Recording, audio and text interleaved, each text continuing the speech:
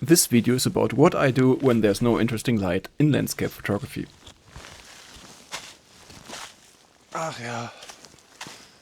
Hey guys, I was thinking about what is currently unique about this situation I'm in. And to be honest, it's the snow.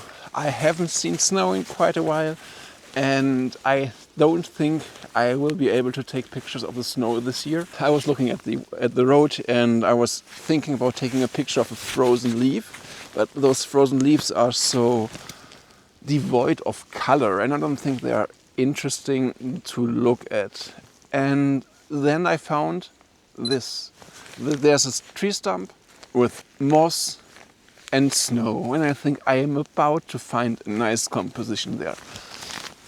Because I hope I brought my macro lens.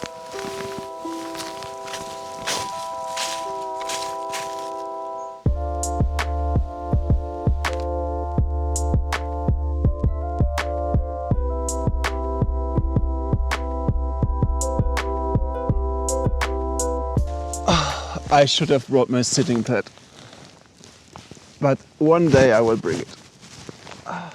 This is what my camera sees with a 20mm lens, and the interesting part is that you're very far away. Oh God!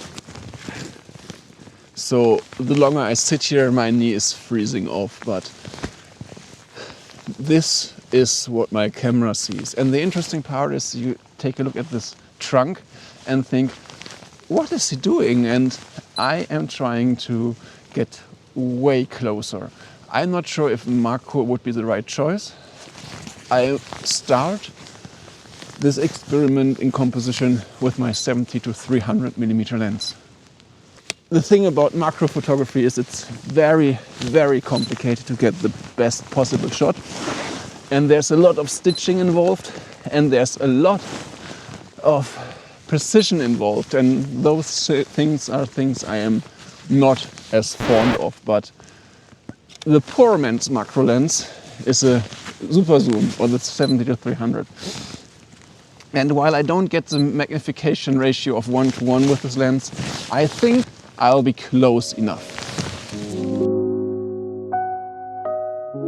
The reason why I choose this picture in particular is because I want to stress the point that interesting lighting conditions are nice to have, but not a necessity in order to take nice landscape photography pictures. And this scene I choose is completely devoid of interesting light, but the scene is interesting by texture.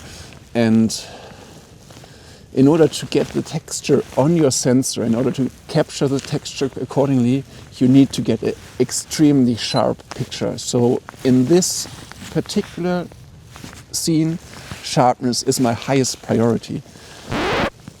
And before I talk more about sharpness, I'll tell you what my camera is seeing. I was trying to use the frozen moss as a frame around the tree trunk, and I wanted to include the dead leaf on the bottom just to add texture. I would like to add more snow. The snow on the bottom right and the snow on the top left corner is enough to transfer the mood I'm currently in, because I'm freezing, and this picture should remind you of winter, because I think I use this particular picture in my calendar this year. And just to show you how everything looked before, I zoomed out all the way to 70mm, and this looked way too messy. So since I'm a one-trick pony, all I do is zooming in and pictures look better. And here we go. This should be 150mm, 100mm. I stopped down all the way to f11. I checked whether or not everything I want to take a picture of is in the same focus plane. And I think on this current tripod setup with almost no wind, 1/3 of a second would be a sufficient exposure to get a sharp picture. So all that's left to do is press the shutter button. All that's left to do is unlock my remote control and press the shutter button.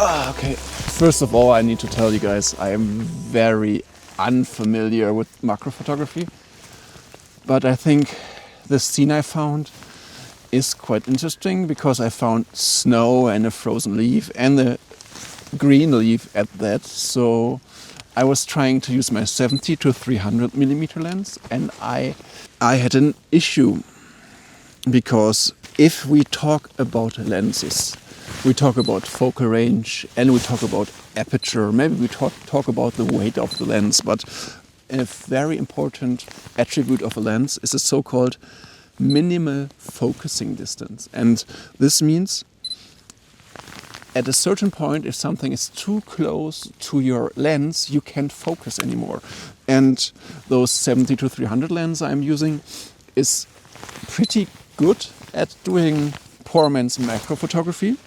What minimal focusing distance means on the field is nothing but this. I zoom closer and now I can't focus to the leaf I wanted to take a picture of. And when I switch to manual focus mode, I can do whatever I want, but there won't be anything in focus. And this is the exact niche scenario of a macro lens. I changed the lens because of two reasons. First of all, right now I'm f2.8, which means on this shot in particular I have a creamy and nice and smooth bokeh because the lens I'm using, the macro lens, has a smoother and nicer bokeh compared to my 70 to 300. And the second reason I choose this lens is while the other lens I was using was able to focus on the leaf, I wasn't able to focus on everything because the minimal focus distance of my 70 to 300 millimeter lens wasn't close enough. So if we take a look at this scene, we have to think of a three-dimensional space. I was only able to focus on the bottom to the mid of the composition.